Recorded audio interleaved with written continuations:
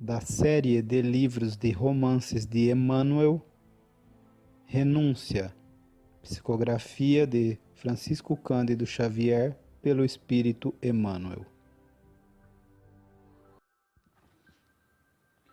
Seus planos, meu tio, são louváveis e lastimo sinceramente não poder acompanhá-los à colônia distante. As terras novas sempre me empolgaram a imaginação por sua riqueza e grandiosidade, de acordo com as notícias trazidas pelos corajosos conquistadores. Após um momento em que Constância e o esposo lhe seguiam atentamente os mínimos gestos, continuou: Quais as providências iniciais para realizar nossos propósitos? Bastaria que alguém se interessasse por nós na corte, acentuou o tio com imensa esperança e rebrilhar nos olhos. Lord Arlington é hoje uma autoridade incontestável na política nova, e com sua influência poderá facultar-nos um título de propriedade agrícola na colônia. Isso conseguindo, venderíamos o que nos resta e escolheríamos a chamada região de Connecticut, onde pretende fixar-se o nosso generoso Gordon no próximo ano. Pois irei a Londres para esse fim, exclamou a jovem resolutamente. Não existe também um auxílio financeiro aos que partem? O governo da França costuma amparar as famílias que se dirigem para as regiões inexploradas. Na Inglaterra, os prestigiados por pessoas influentes também conseguem às vezes idêntico auxílio. Insistirei com as autoridades competentes para que recebamos o benefício. Se Lord Arlington não dispuser de elementos com que me possa atender, recorrerei à própria coroa. Os tios carinhosos entreolharam-se com viva satisfação, como quem recebia o socorro longamente esperado. Resta saber, prosseguia a sobrinha resoluta, como e quando se dará a partida de Abraham Gordon com os seus. Visivelmente confortado, Samuel Davenport explicou. Creio que a viagem se fará na segunda quinzena de julho do ano próximo, e o capitão Clinton fornecerá passagem nos seus barcos a preços módicos. Entretanto, em suas experiências do mar, ele exige que cada família apresente 3 homens válidos para cooperar nos trabalhos da travessia. Acredito, pois, que encontraremos certas dificuldades tão só para entender a essa exigência, porque não me sinto muito bem de saúde, e o Guilherme agora é que vai completar os 18 anos. E Cirilo? Interrogou Susana admirada. Naturalmente, não será possível isentá-lo do cumprimento desse dever. Constância careteou como quem não desejava perturbar o filho, mas Samuel obtemperou. Pensei mesmo em convidá-lo a partir conosco, mas o casamento talvez lhe haja imposto outros projetos definitivos para o futuro. Susana refletiu um instante, ocultou os verdadeiros sentimentos que nutria sobre a rival e murmurou. Madalena Villamil é boa moça e compreenderá as nossas necessidades prementes. Sem dúvida acompanhará o marido e, dado que o não possa fazer, nem por isso impedirá de cumprir o dever filial. Tenho certeza de que conseguirei os títulos de posse em Londres, e enquanto iniciamos as providências, poderão escrever a Cirilo, expondo-lhe a situação com franqueza, dizendo-lhe convir que esteja em abril, para inteirar-se do assunto e preparar-se convenientemente para a viagem em julho.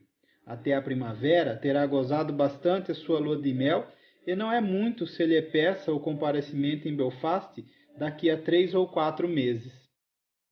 Depois de ligeira pausa, acentuava. E é justo, não esqueçamos, descrever igualmente para Blois.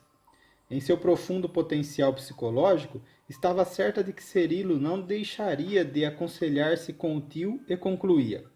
Conhecemos o ascendente de papai sobre a índole caprichosa do primo, e faz-se necessário que ambos conheçam o caráter urgente das decisões a tomar. Constância, jubilosa, admirada com o poder de resolução da sobrinha, falou satisfeita. Deus nos ouça, porque nós comentamos o assunto como se tudo estivesse providenciado com inteira segurança. A senhora não duvide, esclareceu a jovem. Não descansaremos até que todas as coisas se resolvam. Estas crianças, ele designou com um gesto o interior da casa onde os meninos brincavam em alvoroço, hão de crescer numa vida nova. É impossível que dobremos o cerviz antes o cerco da miséria. Em muitos casos, a resignação deixa de ser virtude para tornar-se inimigo cruel.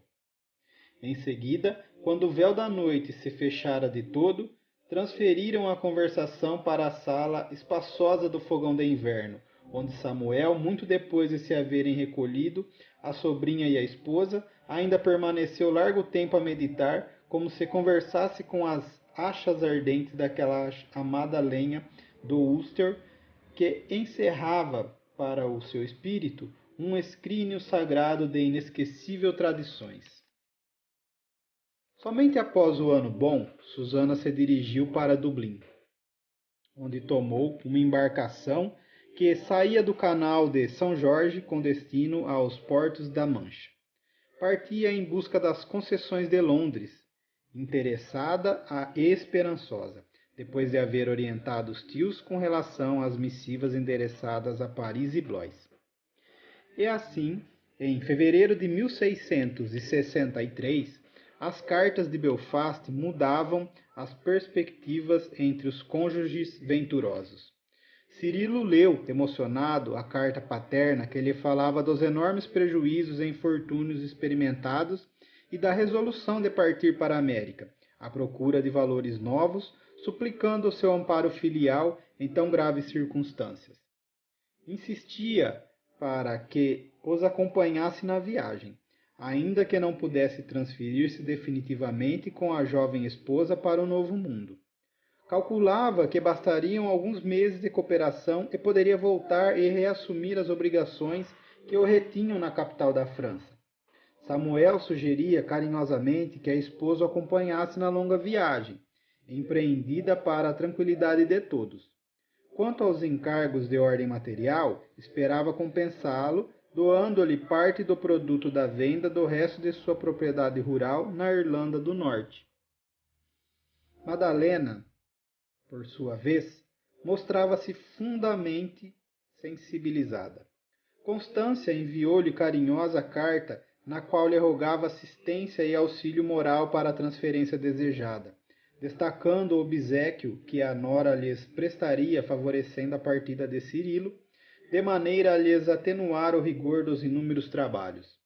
Enviava-lhe, com afagos maternais, delicada folha de trevo como lembrança da missa a que assistira em intenção da sua aventura conjugal, na véspera das núpcias, relatava.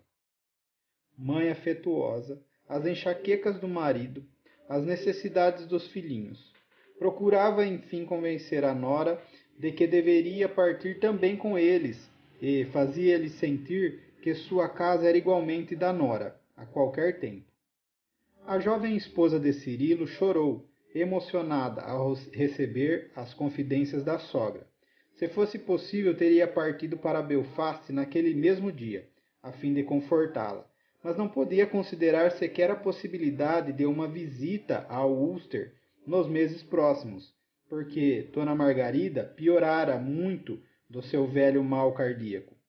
Prostrada, palidíssima, não arredava a pé da cama, reclamando assistência carinhosa e constante.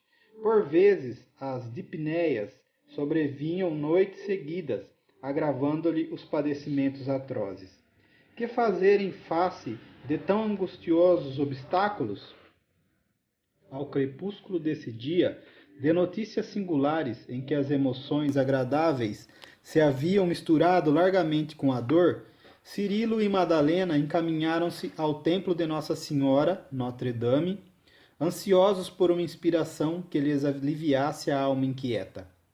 Madalena desejava sinceramente ir a Belfast, atendendo aos apelos afetuosos da sogra, mas a precária saúde de sua mãe a impedia de formular qualquer projeto a respeito.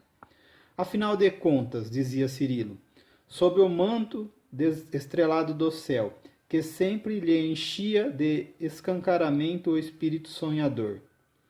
Não devemos sofrer tanto antecedendo fatos que se desdobrarão segundo a vontade do Pai Celestial.